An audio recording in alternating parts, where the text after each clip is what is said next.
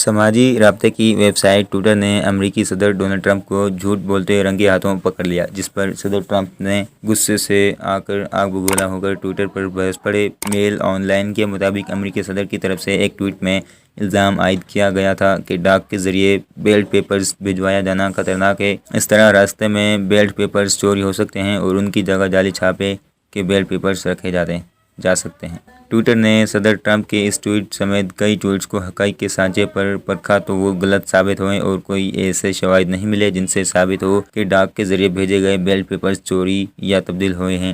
اس پر Twitter نے لوگوں کو ہدایت کر دی کہ پہلے حقائق دیکھو اور پھر صدر ٹرمپ کی بات مانو۔ اس طرح جھوٹا کہنے پر صدر ٹرمپ آگ بگولا ہو گئے اور اس پر امریکی صدارتی انتخابات میں مداخلت کا الزام عائد کر دیا۔ انہوں نے کہا، ٹویٹر آزادی اظہار کو روک رہا ہے، لیکن میں بحیثیت صدر ایسا ہرگز نہیں ہونے دوں گا۔